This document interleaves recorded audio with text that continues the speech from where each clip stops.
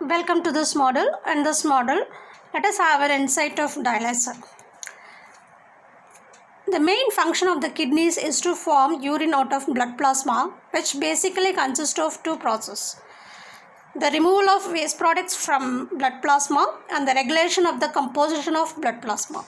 These activities not only lead to excretion of non-volatile metabolic waste products, but also largely responsible for the remarkable constancy of the volume, osmotic pressure, pH, and electrolyte composition of the extracellular body fluids.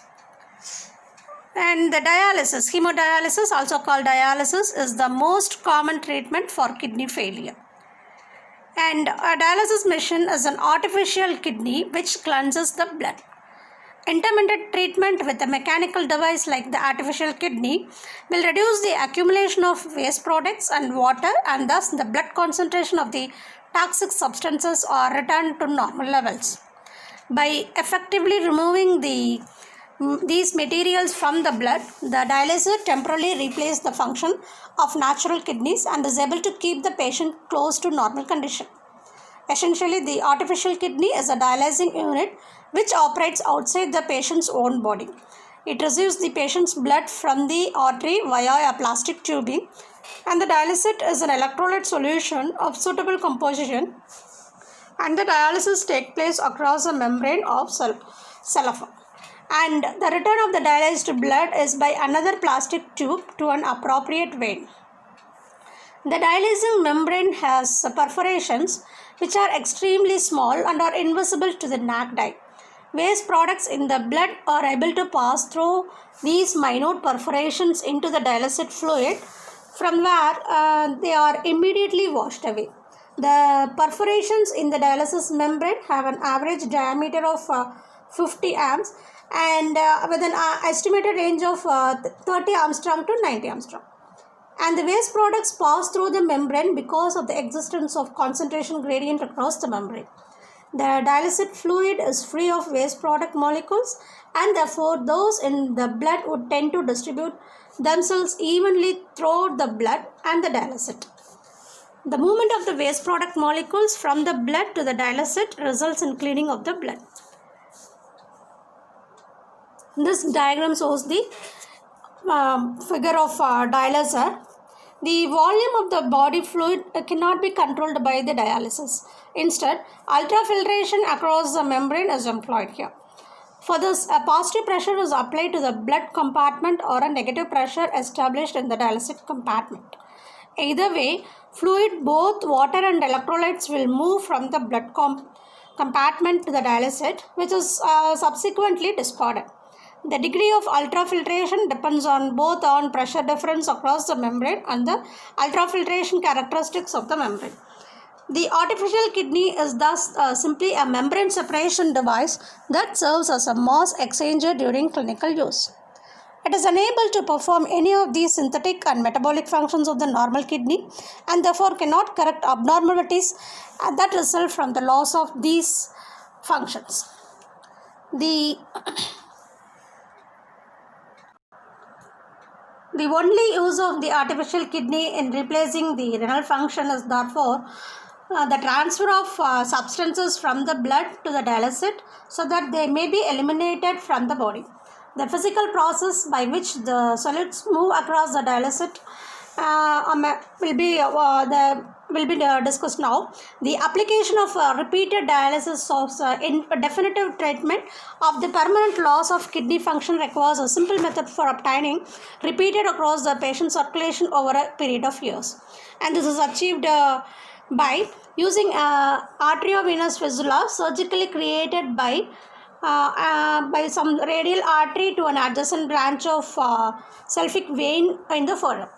The fistula can then be used for dialysis by insertion of wide bore needles through skin into the veins. The fistulas have proved that essentially non-clotting and rarely become infected and help to keep the patient free from external device between dialysis. The maximum number of dialysis are performed for the treatment of chronic renal failure. And this is the maintenance dialysis, replacing the excretory function of the kidney for the duration of the patient's life. So until it receives a transplant, it can be done repeatedly. So the dialyzer is a part of the artificial kidney system in which the treatment actually takes place, and where the blood is freed from the waste products. It is a meeting point of two circuits, one in which blood circulates and the other in which the dialysis fluid flows. Dialyzer in routine clinical use may be classified according to the three basic design consideration: coil, parallel type and hollow fiber type. And this diagram shows the entire system entire system of an artificial kidney machine. So during dialysis, blood is drawn from the patient into the dialysis machine, circulated through the machine and then returned to the patient. Two needles are inserted into the patient's bloodstream to allow this process to occur. Hemodialysis is normally performed 3 times a week, and the purpose of vascular access is to provide reliable sites where the bloodstreams can be easily accessed each time. And there are 3 major types of vascular access, and they are internal arteriovenous fistula, internal arteriovenous graft, central venous catheter. The central venous catheter is also called as central venous line or hemodialysis catheter. In arteriovenous fistula, a surgeon creates arteriovenous fistula by making a connection between artery, which carries blood away from the heart, and a vein, which carries blood back to the heart. This artificial connection allows the vein to become larger and for the walls of the vein to thicken, a process called maturation. A mature fistula makes it is easier for the vein to be punctured repeatedly for dialysis. Maturation typically takes 3 to 6 months to occur, but in rare cases it can take up to a year, and this makes the advanced planning for an arteriovenous fistula important. When the patient is felt to be approximately a year away from requiring dialysis, the patient should be referred for evaluation for possible creation of arteriovenous fistula. An arteriovenous fistula is the preferred type of vascular access due to lower rate of infection and clot inflammation, resulting in greater longevity than other type of vascular access. However, not everyone is a good candidate for arteriovenous fistula, particularly older patients and patients with small veins. This diagram shows how the blood is taken away from the body, and then after dialyzing it is injected into the body.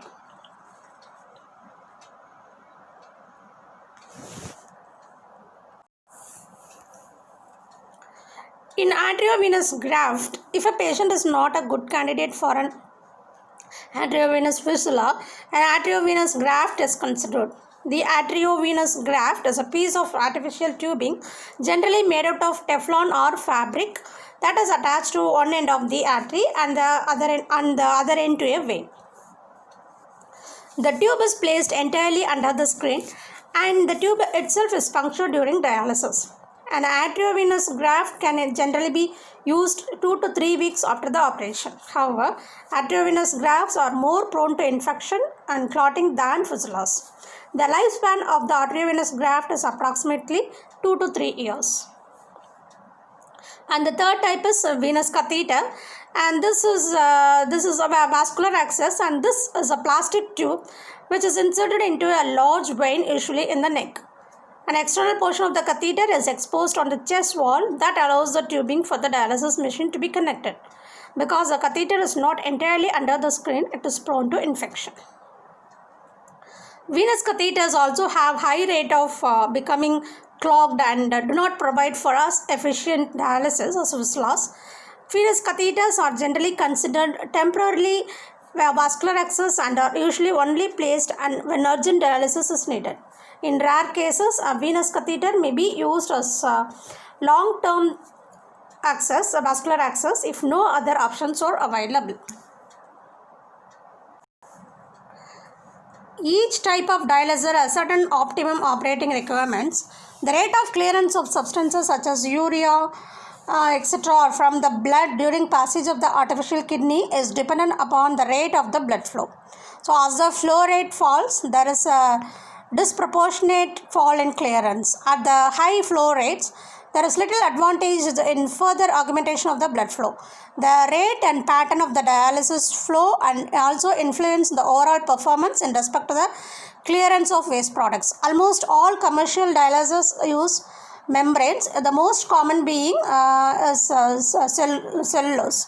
And the removal of waste products during dialysis is proportional to the concentration gradient across the membrane. In order to effect the maximum gradient, the concentration of the waste products in the dialysate should be maintained at 0.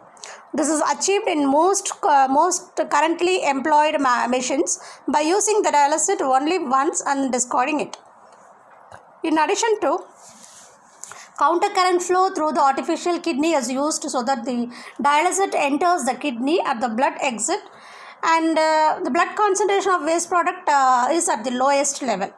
It is desirable for the resistance to blood flow in the dialyzer to be as low as possible, eliminating the need to employ a blood pump. In addition, the design of blood compartment should be such that all blood can be easily and completely returned to the patient at the end of dialysis. The design must be very effective, and the thin film of blood going through the dialyzer without streaming under the areas of membrane surface.